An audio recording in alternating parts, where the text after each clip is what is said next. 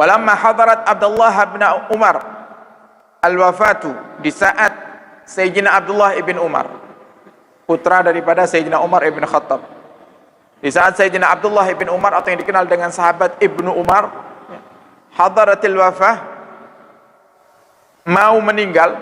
Hadaratil wafah itu beliau sudah ngerasa ini kalau dirinya akan diambil oleh Allah Subhanahu wa taala. Kala beliau berkata, innahu kana khataba ibnati rajulun min Quraisy. Pernah dulu itu ada seorang laki-laki yang melamar putriku, kata Sayyidina Abdullah bin Umar. Kana ilaihi minni sibhul wa'di, dan di saat dia melamar putriku, aku berkata sesuatu yang mirip dengan janji. Jadi bukan janji.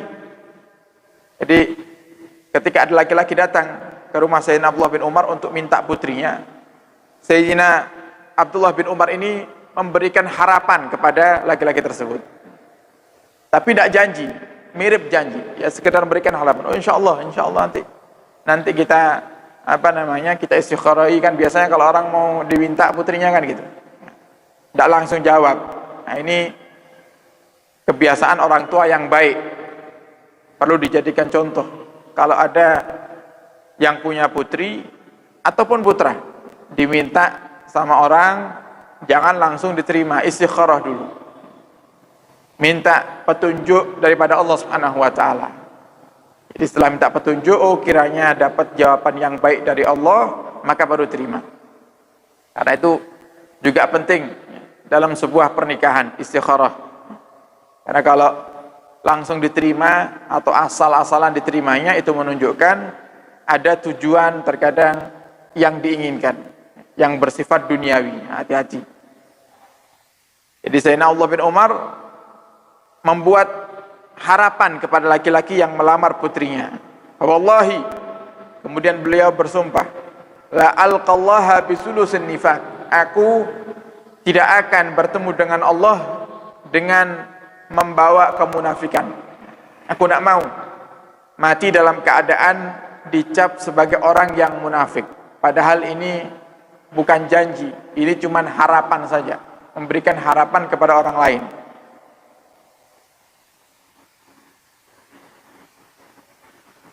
Kemudian beliau mengatakan, ushidukum anni qad zawwajtuhu ibnati, maka aku minta kalian untuk bersaksi bahwasanya aku telah menikahkan putriku dengan laki-laki tersebut.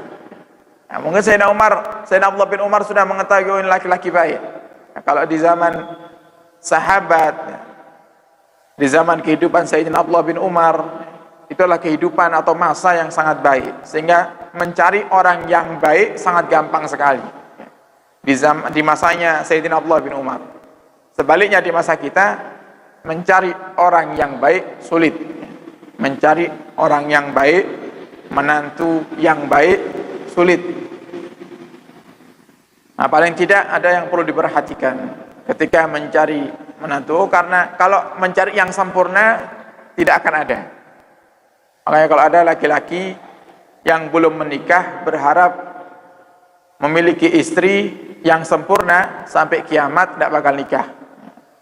Karena tidak ada manusia yang sempurna kecuali Nabi kita Muhammad sallallahu alaihi wasallam.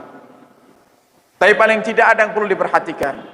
Yang pertama misalnya, kalau Anda punya seorang putri yang diminta oleh pemuda, maka paling tidak yang Anda perlu tahu, pemuda ini sholat atau tidak. Pemuda ini salat atau tidak. Kalau urusan pekerjaan itu bukan hal yang penting, itu urusan dunia. Dan Allah sudah berjanji, in yakunu fuqara, kalau kalian wahai para pemuda sebelum menikah kalian fakir, setelah menikah Allah akan cukupi. Ini sudah janji Allah, tidak mungkin meleset, pasti. Setelah menikah pasti Allah akan cukupi. Nah, mungkin pengalaman yang sudah menikah, coba lihat, bandingkan rezeki Anda saat ini dengan rezeki Anda sebelum menikah, pasti berbeda. Pasti berbeda. Nanti rezeki kita setelah menikah berbeda lagi ketika kita sudah punya anak. Terus seperti itu. Pasti akan dijamin oleh Allah Subhanahu wa taala. Tidak perlu khawatir, tidak perlu menomorsatukan syarat pekerjaan bagi lelaki yang ingin meminta putri Anda, karena itu sebenarnya tidak perlu. Yang penting baik, insya Allah bahagia keluarga anak Anda.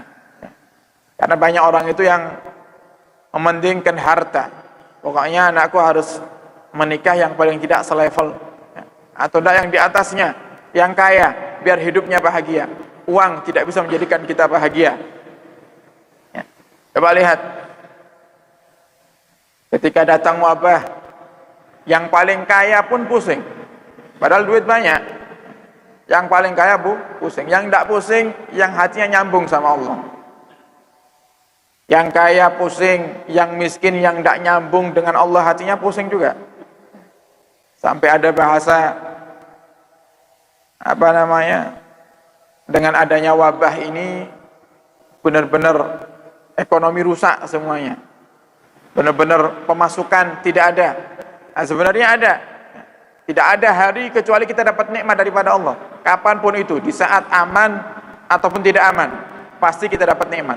Cuma terkadang kita ini terlalu muluk-muluk, kepinginnya nikmat itu yang nampak besar. Dan terkadang kita ini hanya menganggap nikmat itu hanyalah uang. Selain uang, bukan nikmat. Buat apa kaya kalau sakit-sakitan? Buat apa kaya raya tapi kalau tidak punya hati yang sambung dengan Allah, tidak ada gunanya, tetap sumpek. Makanya Anda lihat, orang yang rumahnya besar seperti istana, kalau hatinya kecil, hatinya tidak sambung dengan Allah, pasti dia merasa hidup di rumah yang sempit. Tapi ada orang tinggal di rumah yang sangat kecil sekali, tapi hatinya sambung dengan Allah, serasa tinggal di dalam istana. Nah, kuncinya terus apa? Kuncinya qanaah.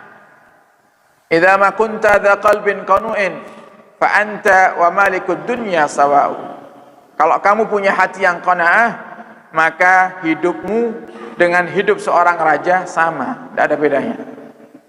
Kalau raja bisa menikmati kekayaannya, kita bisa menikmati daripada nikmat yang Allah berikan kepada kita. Walaupun terkadang mungkin di mata kita itu kecil. Di Sayyidina Abdullah bin Umar, beliau mengatakan, saksikanlah wahai kawan-kawanku, kalau sesungguhnya aku telah menikahkan putriku dengan laki-laki tersebut, karena tidak mau nanti ketika sudah meninggal ditagih sama Allah, kamu telah buat janji sama orang ini, kenapa tidak kamu tepati? Waqad kana sallallahu alaihi wa alihi wasallam jalisan yaksimu ghanaim Hawazin.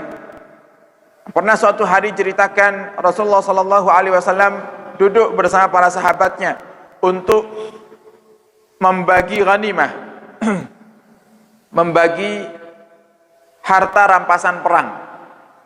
Jadi dulu itu ketika peperangan usai, maka barang-barang milik orang kafir menjadi halal untuk orang Islam.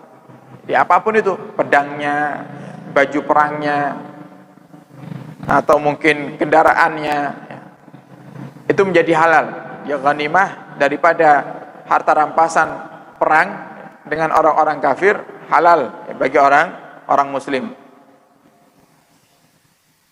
Waqafa rajulun, kemudian datang seorang sahabat mengatakan kepada Rasulullah, innali indaka mau'idan ya Rasulullah. Kita dulu pernah buat janji ya Rasulullah. Waqala, kemudian Rasulullah berkata, sadaqta, engkau benar. Rasulullah ingat, aku pernah buat janji dengan sahabat ini. Fahtakim ma syi'ta, maka penuhilah daripada janji tersebut. Apa yang kira-kira aku pernah janjikan, ambillah. Qala, kemudian laki-laki itu berkata, ahtakim samanina dainatan wa ra'iyaha. Kita pernah bikin janji ya Rasulullah, engkau akan berikan kepadaku 80 kambing. 80 kambing wa ra'iyaha, dan sekaligus dengan pengembalanya. Engkau janji akan berikan kepadaku 80 kambing sekaligus dengan pengembalanya. Qala hiyalak, kalau begitu 80 kambing ambillah, beserta penggembalanya ambil. Waqala, dan laki-laki itu mengatakan, ihtakamta yasiran, engkau ya Rasulullah memenuhi janjimu dengan sangat cepat sekali dan ringan. Jadi kalau kita kadang sukanya kita ini bikin janji muluk-muluk, begitu ditagih berat untuk menepatinya.